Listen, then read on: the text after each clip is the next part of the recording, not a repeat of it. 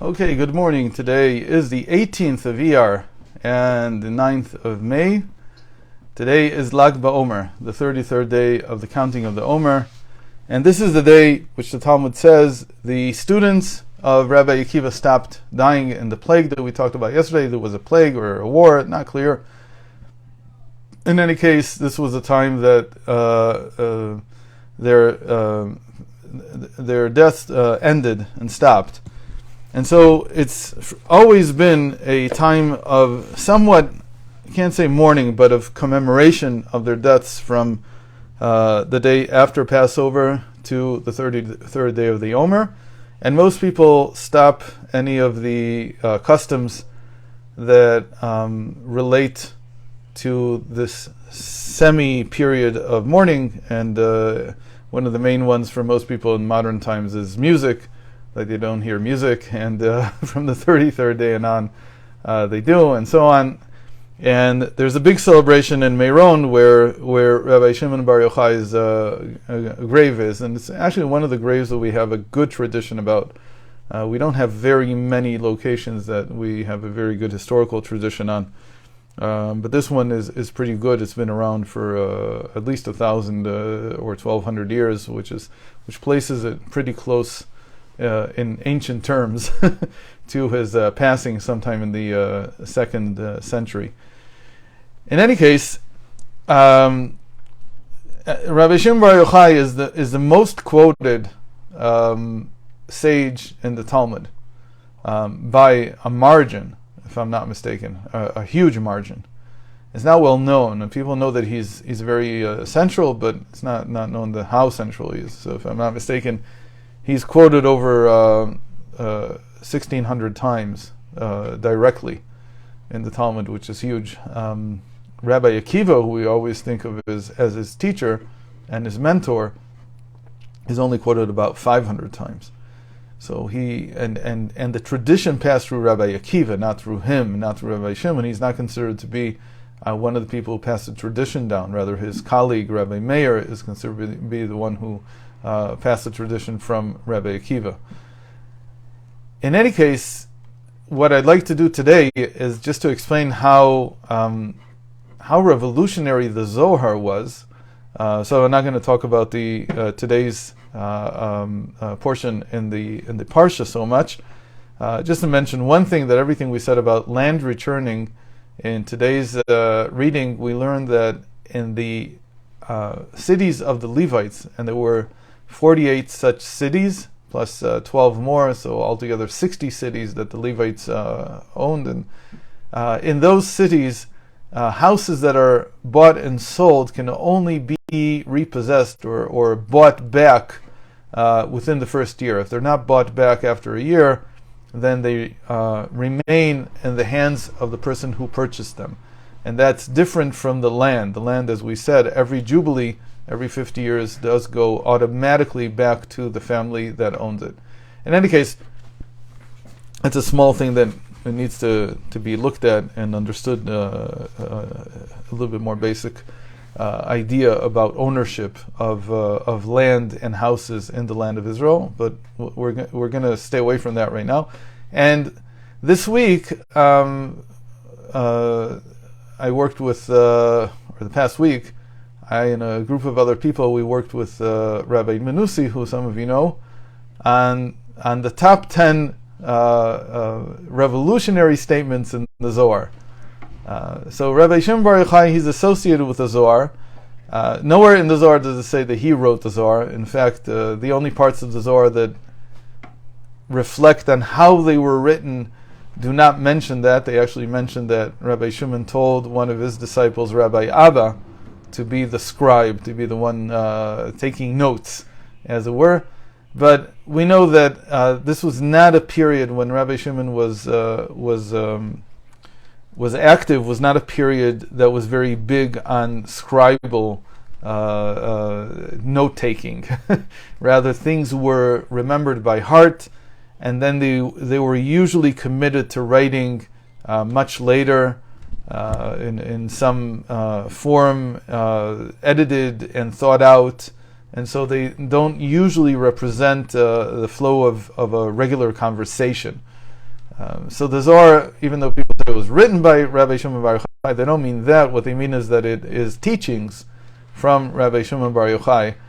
And the Zohar ostensibly was discovered sometime in the 13th century, but we have outside corroboration of ideas from the Zohar, even direct quotes sometimes, that appear in other commentaries on the Torah, for instance, that of people who did not see the Zohar, as it were, but seem to have the same exact wording.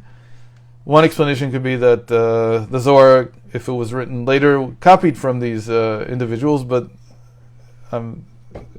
it's an open question. In any case, we don't know how the Zohar was transmitted down to us, but we do know that Rabbi Shimon Bar Yochai is the hero of the Zohar, if you want. He's the one who's guiding the conversation usually. And so today, which is usually designated as the day that he passed away, I wanted to look at these statements that are maybe the most revolutionary, and to explain that really this is what makes the Zohar so special: the fact that it is possible, even in a closed tradition like Judaism, to suddenly have statements that we don't know where they came from necessarily, but were accepted, even though it's not so clear where they originate from. So let's look at. I just want to look at the top three, because we won't have more time than that. Some of them, you wouldn't have to say that the Zohar originated them. You could say that anyone who was Jewish could have said this, but they are considered to be usually revealing something new. So the top statement, in my opinion, is that in the Zohar, in part 2, page 116, folio 116, side B, Rabbi Shimon Bar Yochai is talking to Moshe Rabbeinu. And in the Zohar, Moshe Rabbeinu appears as his soul. The soul of Moshe Rabbeinu appears and is called Raya Mehemna, the faithful shepherd, or the shepherd of faith. And they're having a discussion about the fact that Moses wanted to see God, but was not able to, because God only showed him his backside, as it were. And he is expressing his discontent at this. And so Rashbi, Rabbi Shimon Bar Yochai, says to him, "Indeed, you did not see with your eyes, but you can fully see with the eye of the mindful eye within your heart. You can see everything with a mindful eye in your heart." What does that mean? It means that human understanding is not limited to what we can be shown directly. Even if we're talking about prophecy, as in this case, that Moses was revealed, God revealed himself to Moses. Obviously, he didn't reveal himself to him physically. It was some kind of experience. And yet, he only revealed the backside. Says Rabbi Shimon Bar Yochai, nonetheless, the mind of the mind within the heart, or the eye's mind within the heart, can see everything. There is this possibility. This later becomes in the Zohar the concept of re'uta de liba, the will of the heart, or the want of the heart, what the heart wants. And it plays a very important role in all of Hasidic thinking, that we can basically innovate and understand things that are beyond our understanding through the heart's eye. There is an eye, an inner eye inside that needs to be awakened, and it can see things. Another such statement, which is pretty amazing, is that the Zohar comes and says, if you thought that the Mashiach was coming to bring wicked people to do tshuva, it's actually that the Mashiach is coming to make the righteous do tshuva. This is an incredible concept. That tshuva is not something that is just about what we would usually think of rectifying our actions.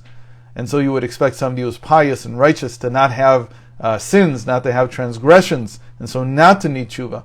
Rather, the Zohar innovates this idea that tshuva is something that is not just done about actions, but tshuva is something as a state of mind, or as the Alter Rebbe says in the Tanya, that a person can be doing tshuva his entire life, regardless of his actions, because tshuva is first of all a change in one's reflection about God, a change in one's connection to God. And one can always do tshuva on that. One can always rectify that, meaning become more and more connected. But really, the most important statement, and again, this is because I have a historical bent, is the statement that is most often, I think, quoted from the Zohar, and he says that I believe it's the Raya Mehemna again, Moses' soul tells him, with this book that you're writing, meaning the Zohar, we will emerge from exile with mercy, birachamim, with compassion. And this relates to the relationship between Rabbi Shimon Bar Yochai, the disciple of Rabbi Akiva. Rabbi Shimon Bar Yochai was very respectful of his teacher, and as long as Rabbi Akiva was alive, he never disputed him, and he accepted everything that he said. But it seems that he did not fully, or even that's an understatement, did not fully agree with Rabbi Akiva's attempts to emerge out of exile after the destruction of the Second Temple, to emerge from that through making war with the Romans. Rather, Rabbi Shimon Bar Yochai believed that the way to come out of exile and to do it with mercy, not with bloodshed and with violence, was through these teachings of the Zohar, these teachings that are focused on goodwill, on love, on connection between people, and so on, and to basically teach this to the world, particularly at that time to the Romans, and in that way to convince them that what the actions they had taken were wrong. By the way, there was such a plan. It actually did work, and I can't remember who the Roman emperor was, but there was a Roman emperor sometime in the 3rd century who gave the Jews license to rebuild the temple. But it was not rebuilt for a lot of reasons, and one of the reasons was that he was told that if you do this again, they're going to rebel against you again, and so on and so forth. So he couldn't take back his decree that they could rebuild it. So all he said was, well, you can't rebuild it exactly in the same spot. You have to move over 10 meters. So that was enough for the Jews to say, well, we're not interested in building something 10 meters away. We have to have the exact location, or at least that's the story that's told historically. The Zohar is an example of how the inner teachings of the Torah, on the one hand, they're based on the Torah, but they extrapolate by abstraction. They take the stories of the Torah, they turn them into abstract stories that mean much more than the story itself. And from that, the Zohar begins to build an entire world in which the most important type of relationship is the relationship between the feminine and the masculine. But that needs to be discussed at some other time. So happy Lag Bomer to everyone. And this is considered to be the day of the giving of the inner teachings of the Torah through the Zohar that began to be revealed through the Zohar. Thank you, Rabbi.